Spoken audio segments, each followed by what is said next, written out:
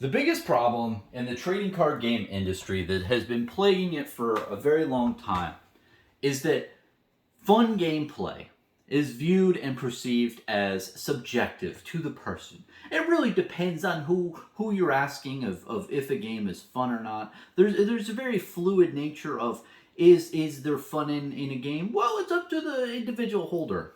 And I want to call bullshit. I don't agree on that. I think that there are fun games and there are not fun games in TCGs. And some TCGs just aren't that fun. The gameplay is just not very well developed, and it's not a very good trading card game. And then there's others like Flesh and Blood that do an amazing job at building a robust gameplay experience for the players and adds a lot of different mechanics and things to make it so there's a even back and forth kind of gameplay where there's not too many. The power creep is all very well balanced, and all the whole meta, everything is balanced. It's a very balanced, fun game to play versus others. And I know there's going to be a lot of people who disagree with me. You say, Bronson, nah, man. The gameplay, it all depends on a person, you know? It all depends. Well, no. You know, some games are just not made very well. They're just bad.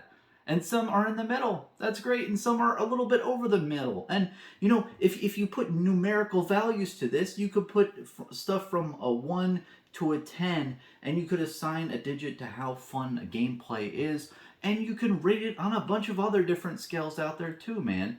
It goes with any other type of thing in life, man. Like, think about cheese, right? Are all cheeses the same and it just varies from person to person? No. Sometimes there's a lot of smelly, stinky ass cheese that you taste, and you're like, oh fuck, that tastes horrible. And then there's some really premium, like Gouda, like boar's head, pepper jack shit that just was like churned from a cow's udder like 2 days ago. That is good fucking cheese, and it is objectively better than all the other cheeses. It's not subjective to the person like, oh, I like the cheese that's been sitting out for 30 days straight and was conceived with a sickly cow and put in a bunch of bad ingredients. Like, no, there's different levels of gameplay in the TCG space, along with anything in life. It goes from, you know, you can rate it on a scale.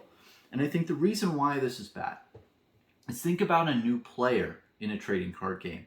They pick up a new game, and from the bat, I feel like a lot of people go into playing a trading card game with giving it the benefit of the doubt. Thinking, okay, well, if I'm not having fun now, it's because I don't understand the game, and it's because I haven't fully learned the game yet. And once I do, then it'll be fun. It's kind of that thing that you're thinking in your mind. But as it goes on and you've played the game longer and longer, you're still not having fun, and you still don't really understand the full scope of the game, then I feel like what happens is you're very turned off because you're not having fun, so you stop playing, and you have this perception in your mind like, maybe I don't like trading card games. Maybe I don't. Maybe it's me and not the game, right? Because if you all have this perception that, okay, the game's supposed to be fun, I just don't know it yet, and then you never get to learn it, well, then you have a perception that, okay, I'm the problem. Maybe I don't like trading card games, or maybe I don't like a lot of the trading card games out there. Now, picture this if you will. There is a Critic website out there, multiple critics out there, right? And you're playing a new TCG. Let's call it, I don't know, Boxes and Swords, and you're not having fun. And you look up all the critic sites, and they're giving this rating of Boxes and Swords TCG a 2.0 and a 1.5 and like a zero point 0.5 and have horrible reviews. Then you as a consumer and player can say, you know what? That's why I don't like this game. It's because this game sucks balls. And I think that that is rational and real and true. Think about anything else in life, man. Like, movies does this, video games does this. There's so many other critics for other different types of mediums. TV shows, movies have critics. There's critics for every other type of medium. But there's very small amount of critics for trading card games. Isn't that very odd to you? And I think the whole perception out there now, currently, and I'm talking as a whole, I'm being very generic here, is that I feel like a lot of people think that playing card games is subjective to the holder, and there's really like, you know, no real like scale or whatever of between a bad game and a good game. And I think that that needs to be analyzed a lot further, and I think that there needs to be bodies out there that really takes on new TCGs, plays them, and gives them a rating and says, you know what, this game sucks, or you know, this is all right. This game is all right. It could use a couple of these mechanics to make it better, and I think they should rate sets too. And I think that's fair in Flesh and Blood too. Rate the sets. You know, maybe you know some reviewers don't like Tales of Aria, but they really like Uprising, right? There is a scale, and it goes for Flesh and Blood. Even though I think, in my personal opinion, it's the best damn game ever made, I fully acknowledge the fact that certain sets are built better than others, in my opinion. Like, I feel like Uprising was very well built compared to a couple other sets, like, you know, Monarch. I didn't like the drafting and sealed experience as much as Uprising. I can fully say that, you know? And I think that a lot of people have these types of opinions out there. It's just not very well spoken. It's not very well transpired into the community to really explain, especially when it comes to just what are the games out there and what are the highest ranked games of gameplay. Because some games out there, a lot of content creators and a lot of people out there will say games have good gameplay. And that's fair, you know? But a lot of times, we may be a little bit biased. just a little tad. I might be a little biased, just a tad, of telling you that Flesh and Blood is the best gameplay ever. I fully admit that to you. I am just a normal guy in a normal room, but I'm not gonna bullshit you here. I am biased to tell you that gameplay in Flesh and Blood is amazing. Now, there needs to be unbiased critics out there as much as possible, as much as humanly possible, or certain bodies out there that you can trust, that the consumers can trust. I mean, look at IMDb. Like, I don't think they're making any money by having like a bunch of users rate stuff. And maybe you need that. Maybe you need an IMDb for TCGs, where you have a full list of TCGs. Everyone can vote on different aspects of the game, like what is the gameplay like? What is the lore like? What is, you know, the card quality like? Maybe there should be a rating body system where everybody gets to vote. But by and large, I think that you'd get like a different skew type of population there. But that would definitely be a great resource for anyone out there who's interested in getting a new TCG, but just doesn't have the time or energy to really research everyone and really like know where to trust. Because if I'm looking at like Boxes and Swords TCG, and I look up on YouTube and I say, oh wow, like this guy Bronson says Boxes and Swords TCG is the best TCG he's ever played. But it looks like he has 3 pallets of the game, of the Alpha Edition. Well, like maybe that guy's a little bit biased, you know? And that's all you're looking at as a viewer, is all these biased reviews of people saying, it's great. You know, I have $2,000 invested, but it's a great gameplay experience. Buy it. Like, the current market has that right now, where all the medium, all of the stuff out there, it doesn't really rate things or does it on like a scale of 1 to 10. It's more of like they are very biased, very skewed in certain directions, and you're not getting it from smart people. So I want to delve into that. Me, I don't think I'm the best critic of game design. I love game design personally. I try my best at like developing things here and there, but I notice my shortcomings in life, and I don't think that I am the best person for that, for analyzing a game. I'll admit, first and foremost. Now there's this guy out there, AJ from Venture Co Gaming. I'll put a link down below to his channel. He is very smart and very intelligent. He's played a lot of different TCGs in his life, way more than me. So whenever I see a new TCG, or if I have an idea, or if I think, okay, is that game good or not, I have AJ to think, hey, and I ask him, hey man, is this TCG any good? Was this any good? And he gives like a really good analytical review because he's played a bunch of stuff. And I think that's what you need. You need smart individuals being critics of all the TCGs out there and all of the sets. I think you need that, and then you also need an IMDb type of thing where everybody can vote, and that is aggregated out of the masses. So that would be cool. But also just all these other smart critics out there who can just give you an honest opinion without being biased, give you just a really well articulated and stating their opinions and facts, and rooting it in the game design itself. Because right now you don't have that. You have a bunch of ways that these new TCGs start is just having a bunch of content creators like myself, plug their game and really get it out there, which is great. I understand the point of that, but you're not understanding, like, is this good gameplay? And I'm really fucking tired of the whole perception out there that it's just subjective. And I think I might have said that in the past, but I'm not going to say it anymore. Like, I just don't think gameplay is very subjective at all. I think that there are good games.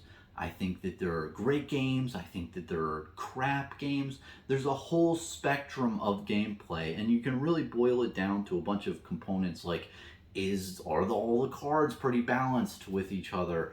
Are all the different decks against each other pretty balanced? And what is the cost per competitive deck? That is another aspect.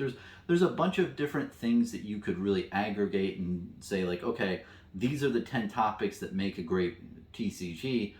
Let's rate them all from 1 to 10. And maybe they fluctuate. Maybe at first when the reviewer says, hey, the amount of money that you have to buy a competitive deck is like $2,000.